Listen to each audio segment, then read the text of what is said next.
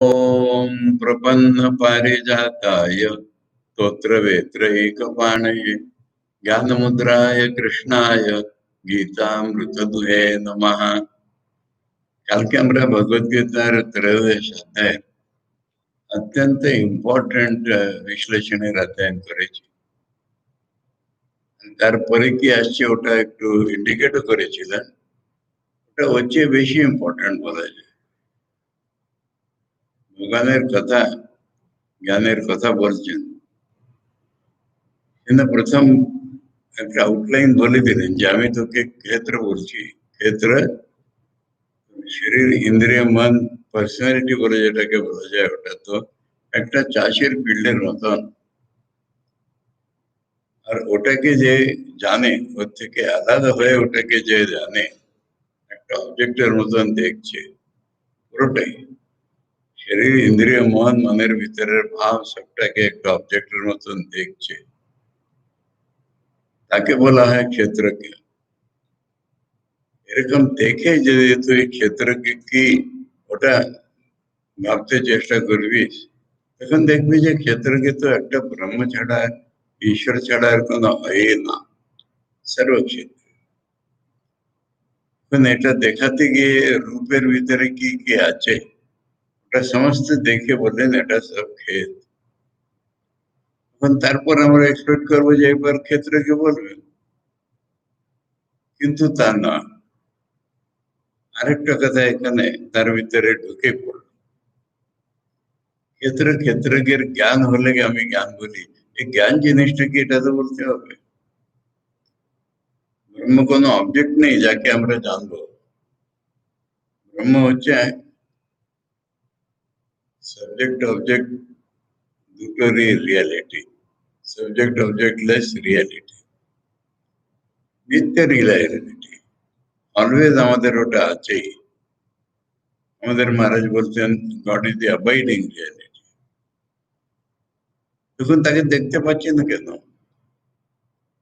মন যে আবির্লতা বলা, আবির্লতা বলা মহাপুরুষ শুনতেন না, কিন্তু আমার মনের অজ্ঞানের পুরো জন্মের সংস্কার তার জন্য।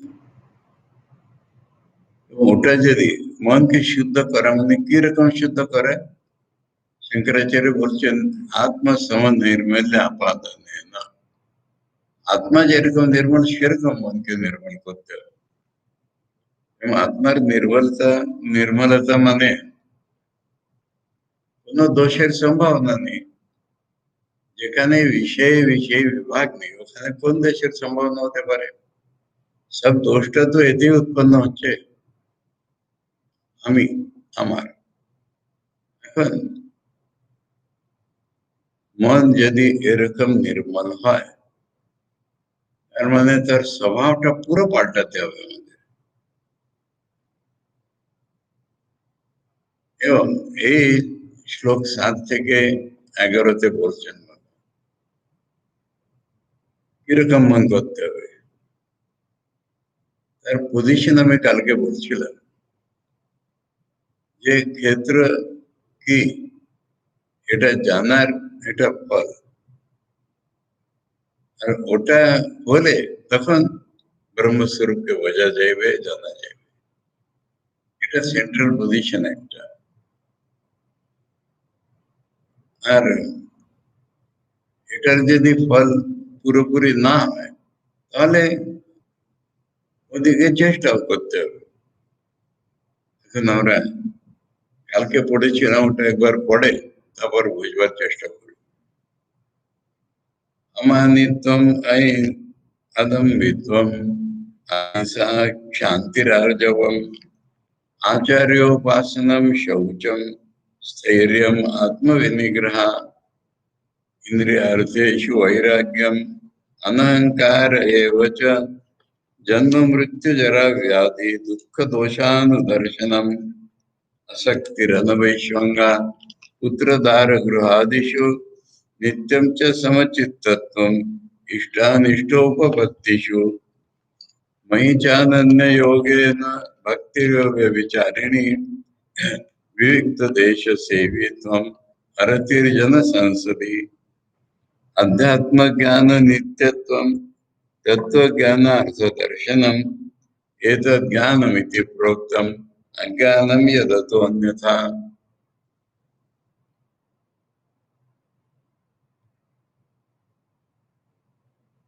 বাক্যটা কথাটা এখানে পূর্ণ হলো বলে পুরো পড়া হলো। আর সমাপ্তিতে বুঝবে এটা কি বলছেন ভগবান বলছেন একটা লিস্ট তোকে দিয়েছি দিচ্ছি, ওটার ভিতরে আমরা গুণে যদি দেখি তাহলে 20 কোয়ালিটিস আছে। আর ভগবান বলছেন এটাকে জ্ঞান বলে, মানে এরকম মন হলে ব্রহ্ম প্রকট হবে, এটার নাম জ্ঞান। তারপর এটাকে এমফাসাইজ করার জন্য বলছেন এটা থেকে আলাদা যদি কিছু থাকে ওটা তো জ্ঞান। এখন এমনি একটা জিনিস বলি যে আচার্য এটাকে জ্ঞানের সহকারী কারণ বলেছেন, কিন্তু ভগবান তো এটাকে জ্ঞানই বলেছেন। ভগবানের কথাটারই জোর বেশি ধরুন, সহকারী আবার কি? এটা হলে ব্রহ্ম প্রকট হবে, সেই জন্য এটাই ব্রহ্মের জ্ঞান। যাই হোক, এক একটা জিনিস এক্সামিন করা যায় ফর অ্যাসিমিলেশন, এটা আত্মসাৎ আমাদের করতেই হবে। বা একদিক থেকে বলুন এটা টেস্টিং হচ্ছে যে আমাদের ক্ষেতের জ্ঞান হয়েছে কিনা, চাষটাকে আমরা অবজেক্টিফাই করতে পারছি কিনা। ওটা পুরোপুরি অবজেক্টিফাই করতে পারলে তো এই জ্ঞান আপনার থেকে হবার কথা, তা নাহলে আমাদের চেষ্টা করে করতে হবে। আর এতে যে নেগেটিভ নেগেটিভ দেখছেন গোড়ায়, ওটা দোষ থেকে মুক্তি, এরকম নেগেটিভ। আমাদের যেটা হয়ে থাকে তার থেকে আলাদা।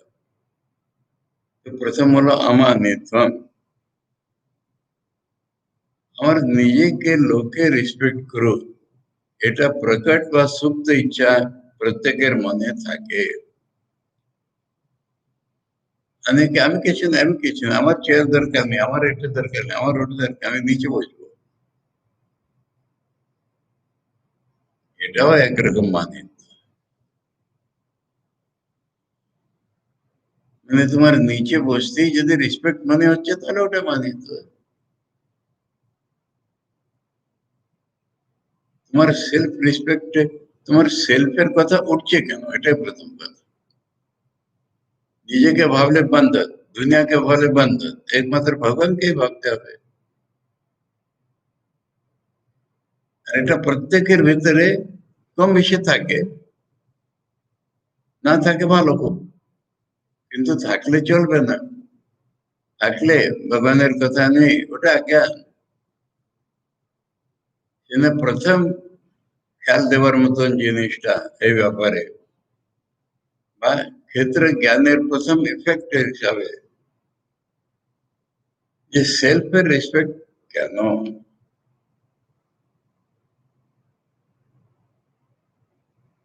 এখন সেলফের রেসপেক্ট, আমি আত্মা বলে আমাকে রেসপেক্ট করো এরকম তো কেউ বলে না। আমার বুদ্ধি প্রত্যেক জিনিসে দেখুন, আমি তোর চেয়ে বয়সে বড়, কি মিশনে আমাদের, আমি সন্ন্যাসে তোর চেয়ে সিনিয়র। অনেক সময় মনে হয় যে ললাটের উপর সন্ন্যাসী এরিয়ার প্রিন্ট করে মিশতে হবে লোকেদের সাথে। তোমাকে প্রণাম করবো কি?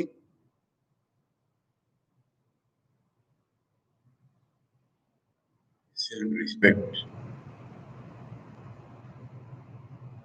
ওখানে দেখেছি ঋষিকেশে কৈলাস আসবে, যে যার কাছে পড়বে সে তাকে ফুল দিয়ে প্রণাম করে তখন ক্লাসে বসে, বুড়ো সিনিয়র।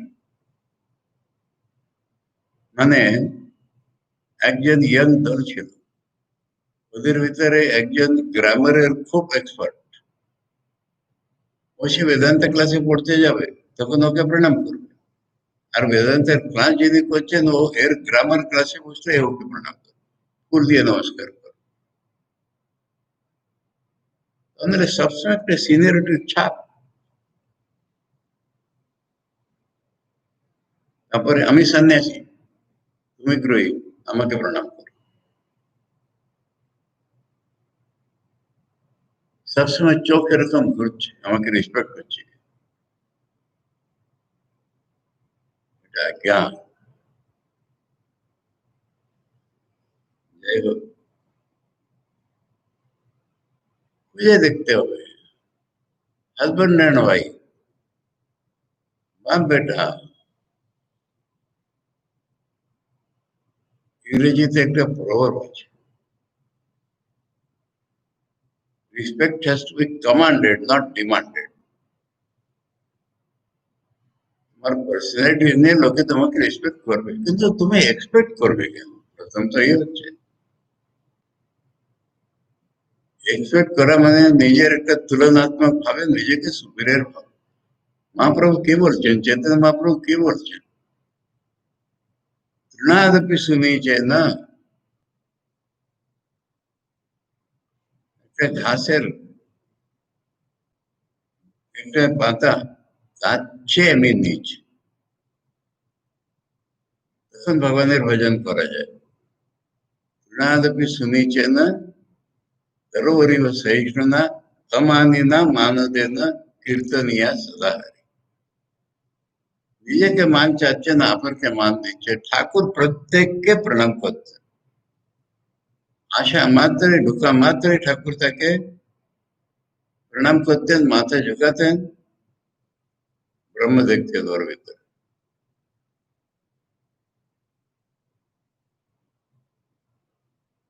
সেই জন্য এগুলো এত ইম্পর্টেন্ট লাইফে। এটা জ্ঞান, তা নাহলে অজ্ঞান।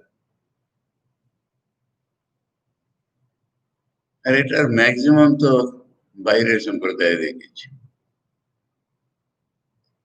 গোয়া একটা সভা হবে, তাই একটু কোনো সাধুকে মঠাধিপতিকে মঠেশ্বর ডাকে, এরকম মানে ভয় হচ্ছিল সেটা পড়ে যাবে। একটার পর একটার পর একটা পিরামিডের মতন করে চেয়ার রাখা হয়েছে, সবচেয়ে উঁচু উঁচু। বৃন্দাবনে আমাদের আশ্রমে একটা মিটিং, একজন মন্ডলেশ্বরকে মিটিং এর অধ্যক্ষ করা হয়েছে। তো যারা মিটিং এ লেকচার দেবে তার স্টেজে বসবে, বাকি সেখানে তো নিচে বসবে। একজন এলো, সে নিজেকে, সে যে মন্ডলেশ্বর তার ইকুয়ালেন্ট মন্ডলেশ্বর মনে করছে, তার জন্য ফ্রন্ট রোতে চেয়ার না, আমি ওই লেভেলে বসি, ওই হাইটে আমি বসবো, আমিও সেই মন্ডলেশ্বর। যিনি অর্গানাইজ করছিলেন তিনি সম্ভ্রমে পড়ে গেলেন, করবো কি, ঝগড়ার মতন চলছে। তখন বৃন্দাবন আশ্রমের মহন্ত ওখানে, কি চেয়ার, আরে স্টেজে আরেকটা চেয়ার রেখে দাও, বসুক ওখানে।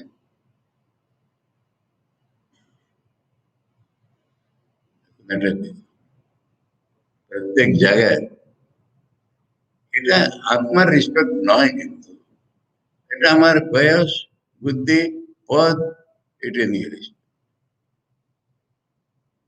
এটা অজ্ঞান।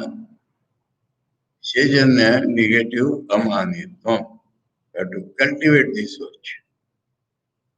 যদি শরীর ইন্দ্রিয় মন বুদ্ধি আমি নাই, আমি ডবল ডবল বলে যাবো। যদি আমি শরীর ইন্দ্রিয় মন বুদ্ধি নেই, তাহলে এটা কখনো আসবে না। আসছে তখন কাল্টিভেটেড করতে হবে ওটা। নেক্সট হচ্ছে অদম্ভিত্বম।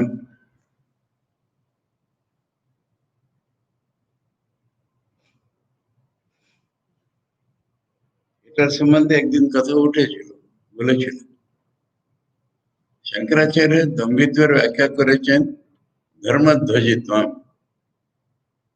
কিন্তু এটা শুধু ধর্মের ক্ষেত্রে নয়। দম্ভ মানে আমার কাছে যা জিনিস আছে ফ্যাকচুয়াল, তার চেয়ে বেশি দেখানো, এটার নাম দম্ভ। ধার্মিক আছো তুমি বা নেই, ধার্মিক দেখাবে। 2 টাকা হলে টেবিল চেয়ার চামচ কাটা দরকার, , , , , , , , , , , , , , , , , , , , , , , , ‌, ‌, ‌, ‌, ‌, ‌, ‌, ‌, ‌, ‌, ‌, ‌, ‌, ‌, ‌, ‌, ‌, ‌, ‌, ‌, ‌, ‌, , 'মাটিতে বসলে চলবেই না।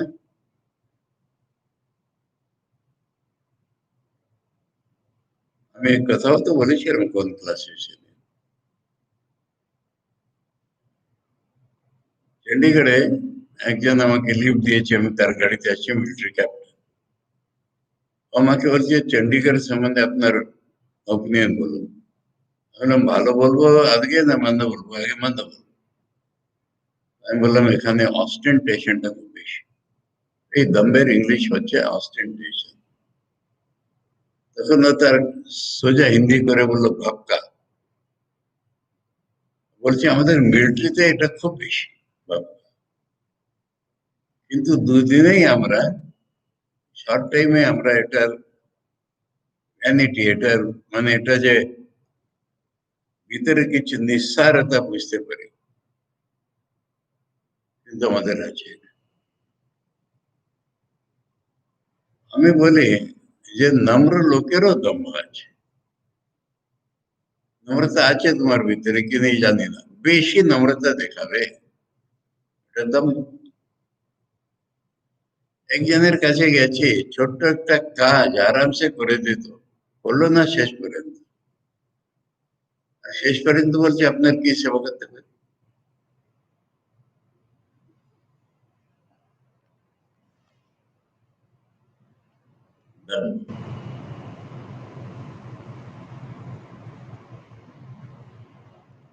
আনুগত্যের দম্ভ থাকে।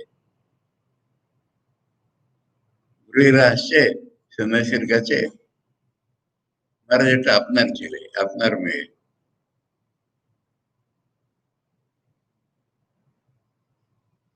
একজন ছিল খুব ইন্টারেস্টিং কথা বলছে, বলেছি আশ্রমে একটা বিল্ডিং হচ্ছে, সেই সময় 2 মাইল দূরে ওর বাড়ি হচ্ছে। তখন বলছে আশ্রমের জন্য মহারাজ এই এটা আনার আনলোড করা হয়, আনলোড করার সময় হয়তো একটা ইট দূরে ফেলে পড়ে গেল, ওতে আমার বাড়ি তৈরি হয়ে গেছে। লিমিট আছে সবটাই। আমার তো এক এক সময় মনে হতো ওর নিজেকে বুঝতে পারছে না, নিজেও বুঝতে পারছে, হ্যাবিট হয়ে গেছে।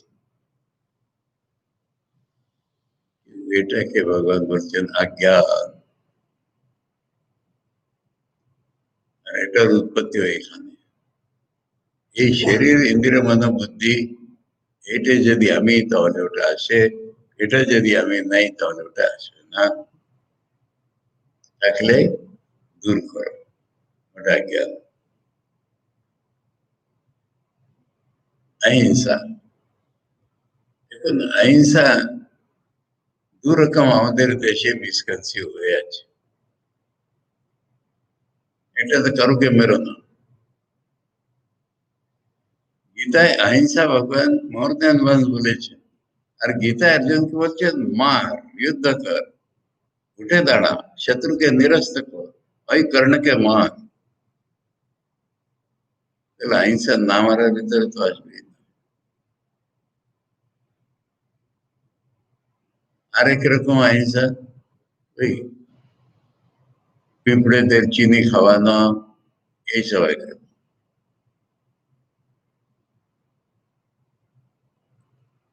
আর দোকানে বসলে সে কত রকম গলা কাটে, কত রকম সে গ্রাহককে ঠকবে, ওটা চলো।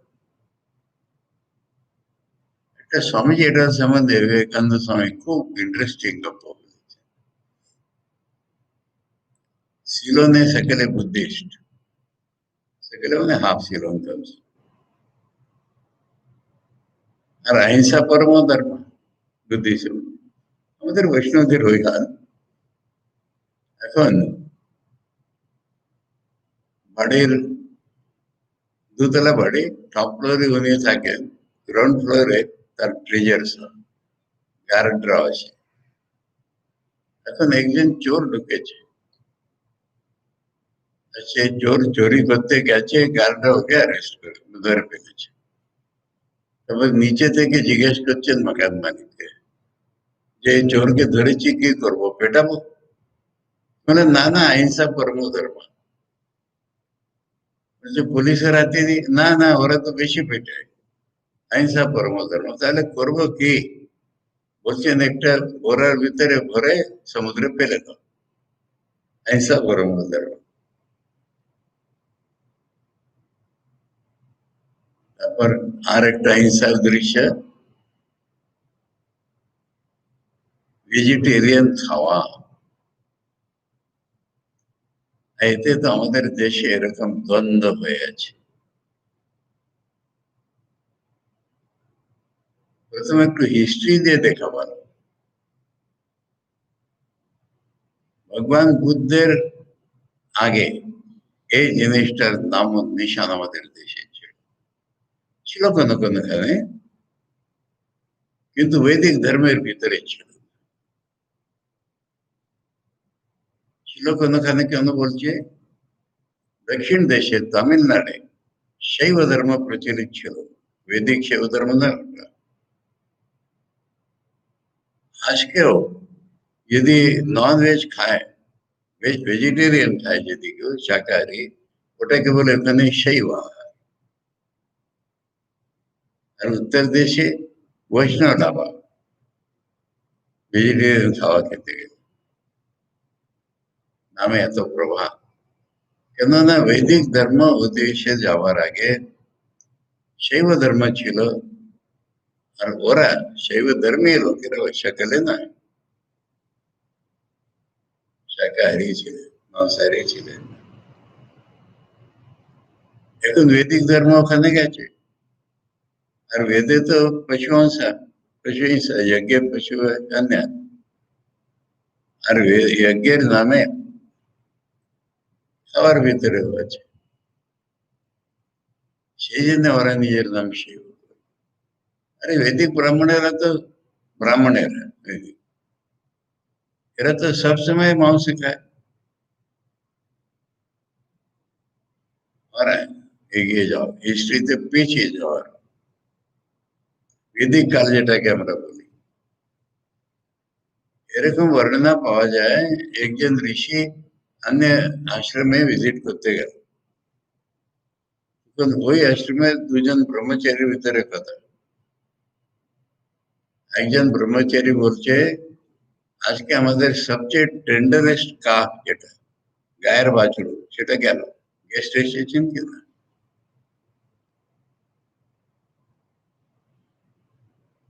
আমরা এখন দুটো জিনিস নিয়ে হিন্দুইজমকে ডিফাইন করি,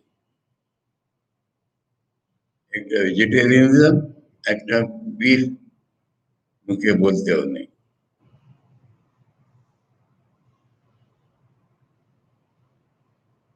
বুদ্ধ ধর্ম यज्ञ पशु हिंसा থেকে বারণ। বুদ্ধ ধর্মকে আমরা মানলাম না, কয়েক বছর মানলাম, কিন্তু আমাদের বৈদিক শ্রদ্ধা চলে যাচ্ছে বলে বুদ্ধ ধর্মকে তাড়িয়ে দিলাম, লক স্টক এন্ড ব্যারেল। কিন্তু বুদ্ধের এই জিনিসটা অ্যাডপ্ট করে দিল, যেন এটা আমাদের।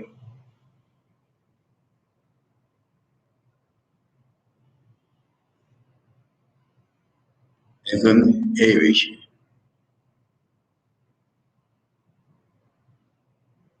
তাহলে অহিংসা জিনিসটা কি? আচ্ছা, এই বিষয়ে সাফিসিয়েন্ট প্রমাণ আছে, মানে ব্রাহ্মণরা কি করতো কিনা তো আমি বৈদিক প্রমাণ দিয়েছি, কিন্তু ক্ষত্রিয়রা তো আমাদের দেশে কোনো কালে ভেজিটেরিয়ান ছিল না। আর আমরা পূজা করি তাদের ঈশ্বর বলে, রাম আর কৃষ্ণ। এখন কৃষ্ণের বাড়িতে দুধ দই খুব বেশি, কিন্তু রাম যে মাংস খেতেন, এটা প্রচুর প্রমাণ বাল্মীকি রামায়ণে পাওয়া যায়।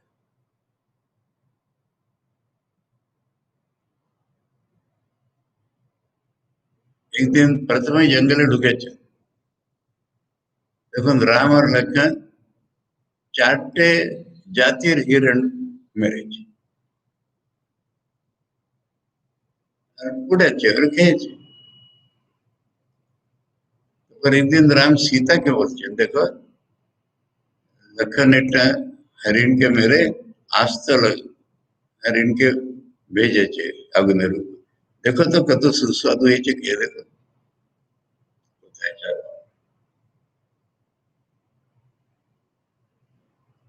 রামের বাবা দশরথ। ক্ষত্রিয়রা যত আজকেও, আজকে আমাদের জামানায় স্বামীজি যখন অজিত সিং এর কাছে আছেন, অজিত সিং স্বামীজিকে নিয়ে স্বীকার করতে পেরেছে। স্বীকার কি শুধু বাঘের করে নাকি? আর বেশি বলতে চাই। তারপর আরেকটা জিনিস বলি, ভেজিটেরিয়ান সম্বন্ধে আরেকটা জিনিস। বিদেশে, ইংল্যান্ডে অনেকেই ভেজিটেরিয়ান আছে, ওরা দুধ খায় না, দুধকে টাচ করে না। বলে এটা কি ভেজিটেরিয়ান নাকি? এটা তো অ্যানিমাল প্রোডাক্ট, গায়ে থেকে নিয়েছেন না, কোনো গাছ থেকে নিয়েছেন নাকি? সেজন্য ভেজিটেরিয়ানের কনসেপ্ট আলাদা আলাদা সব দেশে। এখন অহিংসা কাকে বোঝায়? সংস্কৃত কথা যেটা অরিজিনাল, সেটা ভারতের বিভিন্ন ভাষায় তার বিভিন্ন শেডস নিয়ে যায়। বাংলায় হিংসা কাকে বলে? জেলেসি। একটু ব্রড করো এই কনসেপ্টটাকে, ইল feeling, absence of ill feeling towards anyone.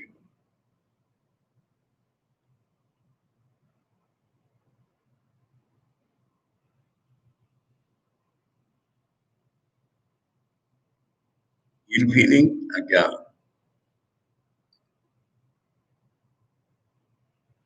সেজন্য অ্যাবসেন্স দিয়ে কথা বলো। অ্যাবসেন্স অফ ইল, হিন্দিতে আরেকটা কথা আছে বদদুয়া, জানো? বদদুয়া না, দোয়া মানে একটা wishing or praying two god. এর এ মরুক, এটা পুড়ুক, এর অমুক হোক, এটা বলে বদদুয়া। শ্রাপ যেটাকে, কেউ বাঁচবে না, মনে মনে ভাবাও, বদদুয়ার অ্যাবসেন্স, ইল ফিলিং এর অ্যাবসেন্স, জেলাসির অ্যাবসেন্স। কেন? সেখানে ভগবান থেকে উৎপত্তি। স্বামীজি বলছেন ভেজিটেরিয়ানকে ডিফেন্ড করতে গিয়ে যে ক্ষুদ্র জন্তু বলতে আমরা ইন্দ্রিয় গুলোতে তত সুখ পাই না যেটা ক্ষুদ্র জন্তুরা পায়। আর একটা ছোট্ট, এখন হচ্ছে আমার এতে ডিলিট হয়ে গেছে, আমাদের ব্রহ্মচারী আর্চিস নামে একটা ভিডিও পাঠিয়েছে, ছোট ভিডিও, বিদেশের একটি ছোট্ট মেয়ে বলছে আমি অ্যানিমাল খাবো না, আমি অ্যানিমাল খাবো না। তখন ওর মা বলছে কি খাবে? আপনি যা খেতে দেবেন তাই খাবো, কিন্তু অ্যানিমাল খাবো না। কেন তোর এরকম? আমি অ্যানিমালকে ভালোবাসি, খেতে আপত্তি? মানে তোমরা ওটাকে পোড়াও যখন, তেলে ভাজো, ওদের কি লাগে না?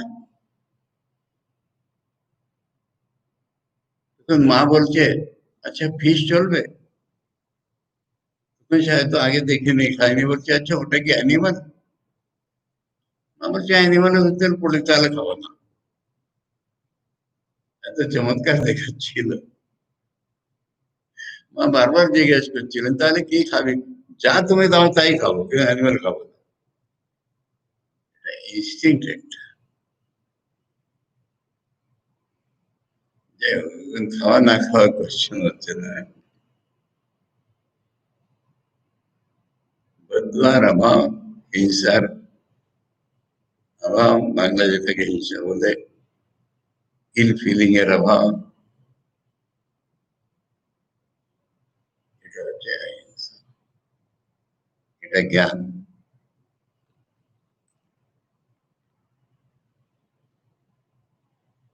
এটার अन्य দিকের এক্সট্রিমটা একটা উদাহরণ আছে, কয়েকগুলো উদাহরণ থাকতে পারে। একটা, একজন ব্রিটিশার, ইংরেজ, সাউথ আফ্রিকায় ডক্টর, সাউথ আফ্রিকায় ওখানকার ব্যারাম ইত্যাদির জন্য ওখানে সেবা করতে গেছে। হচ্ছে রেসপেক্ট ফর লাইফ। ওই সব অবস্থায় কাজ করতে করতে ওর পায়ে অনেক রকম কৃমি হয়ে গেছে। আর সে কৃমি এরকম ঘা হয়েছে না কি হয়েছে, কৃমির উপর এত লেয়ারের উপর লেয়ার উঠছে, থাকতে পারছে না, পড়ে যাচ্ছে। এ নিচে পড়া কৃমিটাকে নিজের হাতে তুলে ঘায়ের উপর রেখে দিচ্ছে, রেসপেক্ট ফর লাইফ।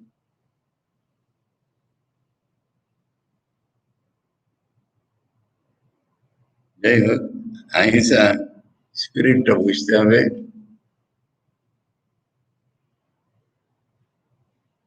ভগবান শ্রীকৃষ্ণ ভীষ্ম, দ্রোণ, কর্ণ এদের প্রতি হিংসা পাওয়া যায় না। শত্রুপক্ষে জয়েন করেছে, আধর্মের পক্ষে নিয়েছে বলে এদের মারতেই হবে, আমার ডিউটি, অর্জুনের ডিউটি। যাই হোক, বেশি বুঝে নাও কিন্তু আহিংসা জিনিসটা কি, এবং আবার ওই ফর্মুলা লাগাও। যদি আমি ইন্দ্রিয় শরীর মন বুদ্ধি নাই, তাহলে আপার যেটাকে বলছি ওটার প্রতি কখনো দুষ্ভাব দুর্ভাব আসবেই না। এই দুর্ভাবের অভাব, এটা হিংসা। আর অহিংসা হচ্ছে, হিংসা হচ্ছে অজ্ঞান, অহিংসা হচ্ছে জ্ঞান।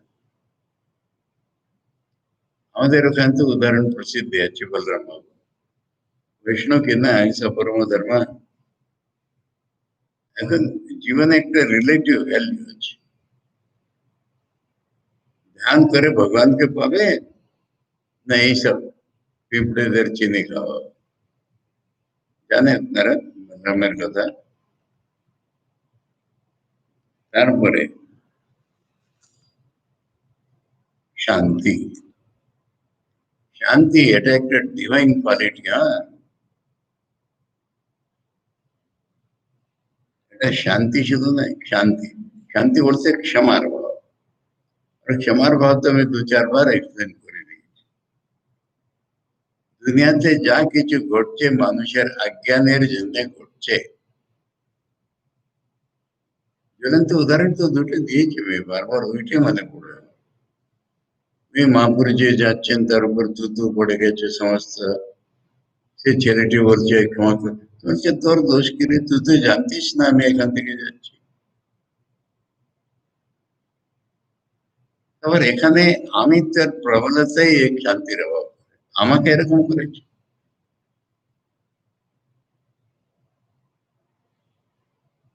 আর জিসাসের কথা তো সুপ্রিম বললাম, Father, forgive them, they do not know what they do. ডেলিবারেটলিও করছে। আরে ডেলিবারেটলি মানে অজ্ঞানের জন্যই করছে তো, জ্ঞানী হয়ে কি ডেলিবারেটলি করছে? সেই জন্যে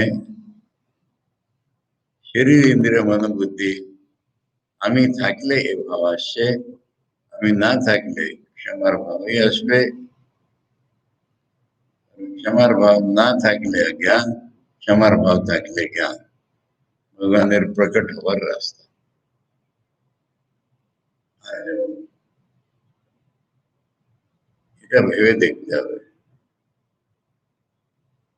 যাদের মনে কপট আছে, যারা স্বার্থী, যারা নিজের কোনো কাজ শিখে সারিয়ে নিতে পারে, তারার ইচ্ছা, তারা ঝিকঝ্যাক হয়, সোজা চলে না।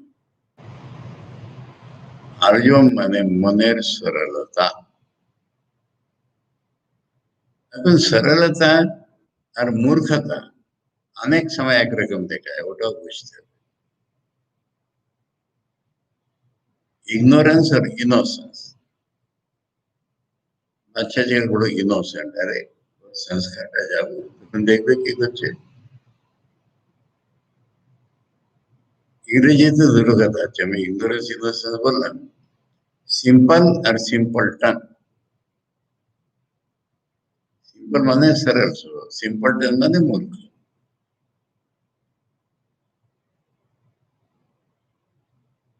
योगेंद्र महाराज कड़ा किए और दुकानी के धर्मेर भाई देखिए और काटा छेड़ा कड़ा दिलो ठाकुर बोलते वो तो धर्म करते बसे नहीं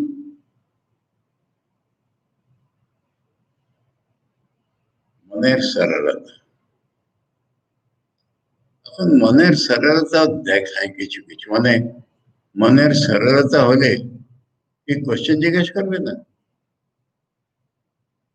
अर्जुन मनेर सरलतार जन्य प्रसिद्ध কিন্তু ভগবানকে হাজার কোশ্চেন জিজ্ঞাসা করছে ঠাকুর বলছেন অনেক জন্মের তপস্যায় মন সরল হয় আর যে সরল সে ভগবানকে পায় ভগবান সবচেয়ে সরল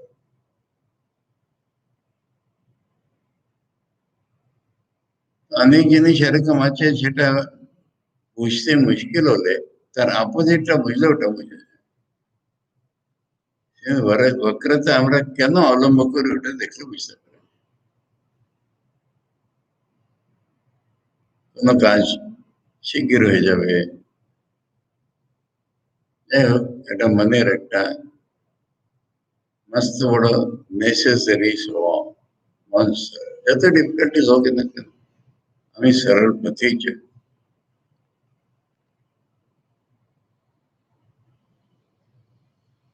তারপরে आचार्य उपासना ज्ञान आचार्य उपासना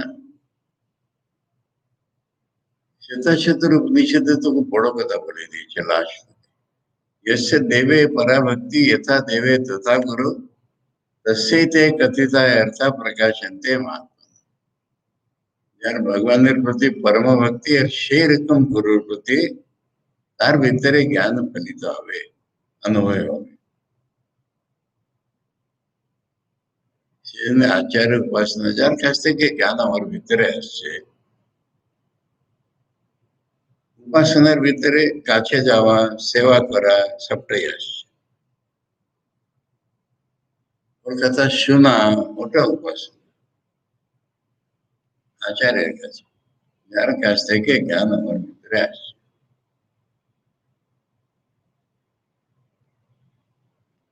शौचम अंतर्बहि शुद्धि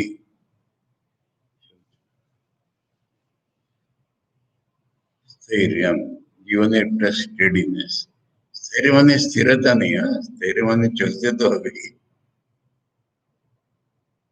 किंतु अननेसेसरी मूवमेंट्स अभाव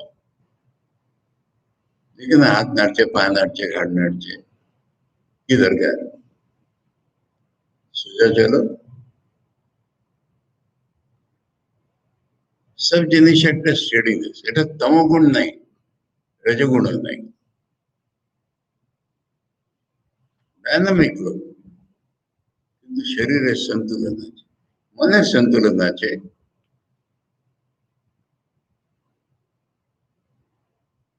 এটা না হলে অজ্ঞান হলে জ্ঞান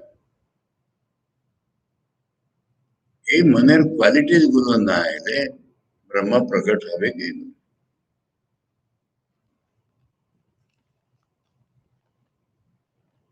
আত্মবিনিগ্রহ এটা আবার জ্ঞান 13 চ্যাপ্টার পড়ছি আমরা কর্মের সমস্ত হয়ে গেছে ধ্যানের হয়ে গেছে ভক্তির হয়ে গেছে কোন এটা চ্যাপ্টার সেজন্য ইন্দ্রিয় কন্ট্রোল তো বারবার পড়ে শুনিয়ে দিয়েছে आत्मा बोलते एखादी शरीर मन बुद्धी निग्रह कंट्रोल कंट्रोल करा म्हणजे बंद करा হয় না ডাইরেক্ট করা রেগুলেট করা নিজের বশে রাখা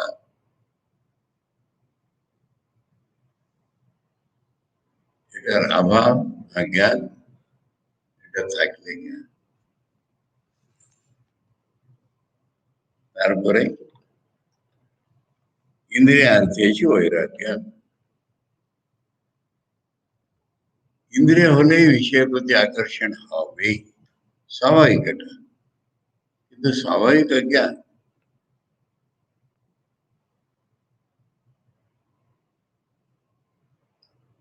इंद्रिय तार अर्थेर प्रति वैराग्य रागेर अभाव এই বৈরাগী জিনিসটা শুধু হাওয়া বলে বোঝা যায় না, অপোজিট টু হাওয়া।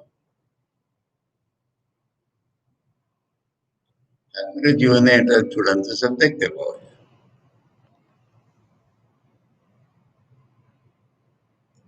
অনহংকার হচ্ছে, অনহংকার মানে अहंकार अहम भाव अलग अलग। বেশি কাম তো আছে, সেটা তো জ্ঞানে যাবে পরে, কিন্তু ইগোইজম, ইগোটিজম, আমি করার ভাবটাকে বলে আমি এটা করেছি, আমি ওটা করবো, আমি এটা খাবো, আমি এরকম লোক। সে তুমি আসছে কেন ভিতরে? स्वामीजी पर्यंत ब्रह्म के पुरुष बोलायचे, when I entered the calculation it became wrong. মানে কোনো যে ভাবছেন, হিসেব করছেন, ক্যালকুলেশন মানে একটা প্ল্যানিং করছে, মানে আমি ওটার ভিতরে ঢুকলে বলে যাচ্ছি।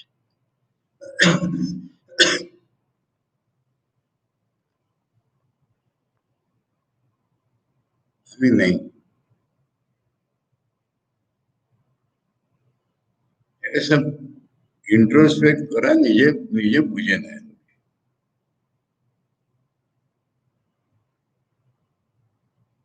তারপর একটা মস্ত বড় জিনিস, জন্ম মৃত্যু জরা ব্যাধি দুঃখ দোষানুদর্শন।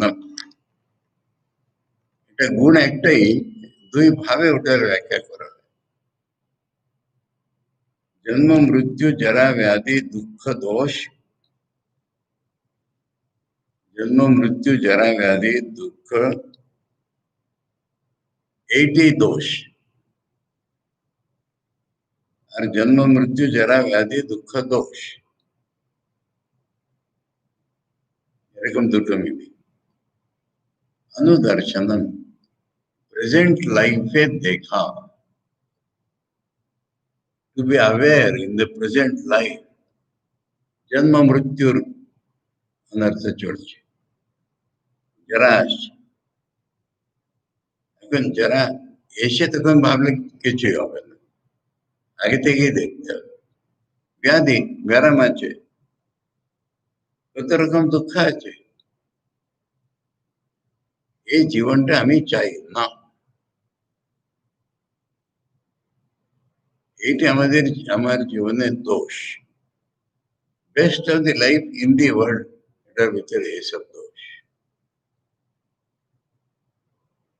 अन्य व्याख्या আছে যে দোষ তো আছে লাইফে, জন্ম মৃত্যু জরা ব্যাধি দুঃখ আর দোষ, এইটা নিজের জীবনে দেখা। বুঝেছো দুটো মিনিং? জন্ম মৃত্যু জরা ব্যাধি এই আমাদের, আমার জীবনের দোষ, এটা একটা মিনিং। আর জন্ম মৃত্যু জরা ব্যাধি দুঃখ আর দোষ আমার জীবনে আছে, এটা ছাড়াও তো দোষ আছে, আমার ইমপারফেকশন।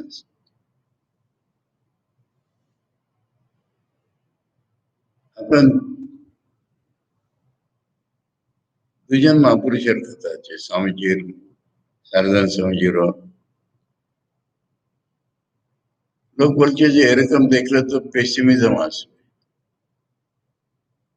নিরাশা ভাবে আসবে, জীবনটার ভিতরে দোষ দেখতে গেলে তো আমার কিছুই হবে না। সারদান স্বামীজি জবাব দিচ্ছেন, ঠাকুরের বর্ণনাতে এটা বর্ণন করেছেন লীলাবসে। সারদা স্বামীজি বলছেন যে যদি ভগবানে তোমার মন না থাকে তাহলে এটা ঘাতক, ভগবানের মন থাকলে এটা পোষে।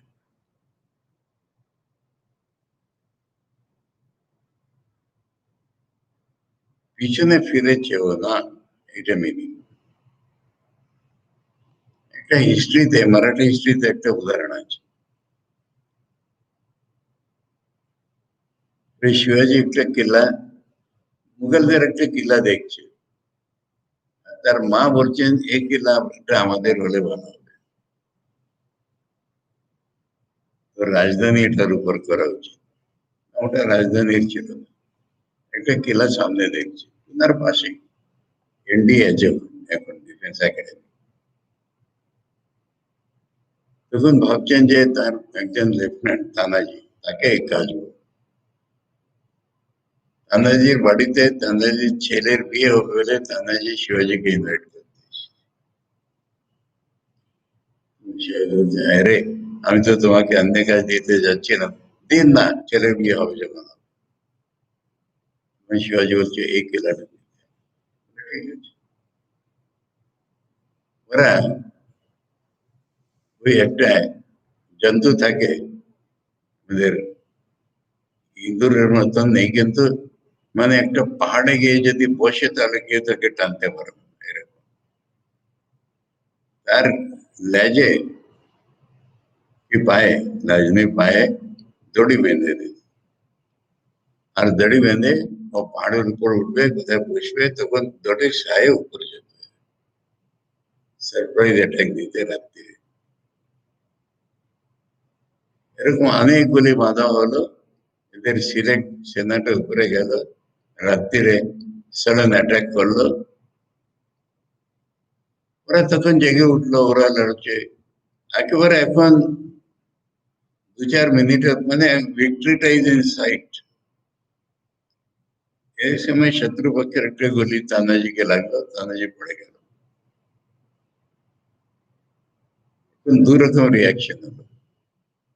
তানাজির মামা ছিলেন বুড়ো, সেদার মামা, উনি বলছেন চলো চলো লড়ো লড়ো, আমাদের বিক্রি হচ্ছে বলে তিনি নিয়ে যাচ্ছে। আর অনেক সৈনিকরা তানাজি মরে গেছে বলে পালিয়ে যাবে বলে পিছনে দৌড়াচ্ছে হতাশ হয়ে। তানাজির দাদা ছিলেন সূর্যাজি, ওদের চেয়ে বেশি বেগে দৌড়ানো, আর গিয়ে সব দড়িটা কেটে ফেলে, যাও কোথায় যাবে। সে না একটু পিছনের দিকে না তাকিয়ে দেখাও, সামনে যাও, লড়ো। তারপর জিতলো, শিবাজির কাছে গেল, রিপোর্ট করলো। তখন শিবাজি বলতে, আরে কিলা তো পেয়েছি, সিংহকে হারিয়েছি। সেই নিয়ে ওর গড়ের নাম সিংহগড়।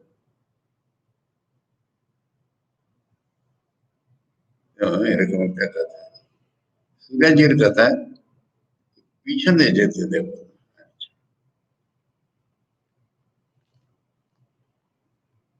এই জীবন আমি আর চাই না, এই ভাবটা অনেক হয়েছে। और गीता বলছে গীতাকে তুম কাম কামাল বলতে, সে স্বর্গে গিয়ে ফিরে আসাও আমি চাই, একই জিনিস হচ্ছে। ওখানে সেই দোষ, এখানে যেটা দোষ, ওখানে ওটাই দোষ। ভগবান লাভের ছাড়া পারফেকশন আর কোনোখানে নেই। এই জীবনের গুণগান করবার অনেক লোক আছে। একজন, আমি তখন চণ্ডীগড়ে, আমাদের একজন প্রাচীন ভক্ত অমৃতসর থেকে নিজের ছেলেকে দিয়ে, ছেলে ইঞ্জিনিয়ারিং কলেজে পড়ে। বাবা বলছেন মহারাজ একে বোঝান একটু, কি বলছে। বলছে বাবা এই জীবনে সব শূন্য, কিচ্ছুই নেই, পাপ।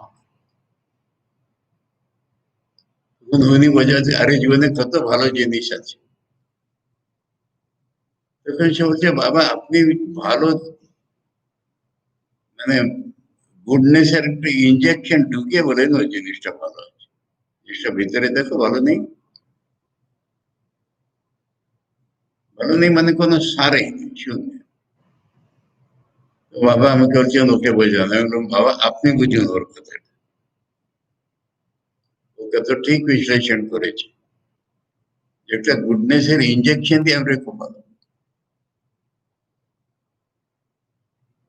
আমাদের প্রতিদিন জীবন কোন কাজের নয়, দোষপূর্ণ। এটা প্রতিক্ষণ দেখাটা হচ্ছে জ্ঞান, না দেখাটা হচ্ছে অজ্ঞান ভগবানের। আর এটা ওটার উপরে ডিপেন্ড করে, যেটা বললাম, এই শরীর ইন্দ্রিয় মনোবুদ্ধি যদি আমি, তাহলে এগুলো ভালো লাগবে। शरीर इंद्रिय मनोबुद्धि हमें नहीं, তাহলে এটার ভিতরে দোষ দেখতে পাবো। আর নেক্সট স্টেপটা তো প্রত্যেক জায়গায় জুড়তেই হবে। ওরকম হলে ভগবানকে পাবে, ওরকম না হলে ভগবানকে পাবে।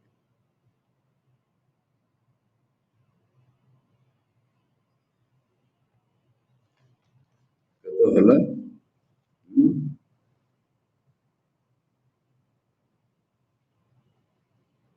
প্রথম শ্লোকে 9টা ছিল, দ্বিতীয় শ্লোকে 3টে, 12টা হলো। ঠিক আছে, কালকে পুরো করবো। আরো ইম্পর্টেন্ট ইম্পর্টেন্ট জিনিস আছে, আস্তে আস্তে বলবো। ओम प्रपन्न पारिजाताय स्तोत्र वेत्रैकपाणे ज्ञान मुद्राय कृष्णाय गीतामृत दुहे नमः। ओम शांति शांति शांति। हरि ओम तत्सत। श्री रामकृष्णार्पणम्।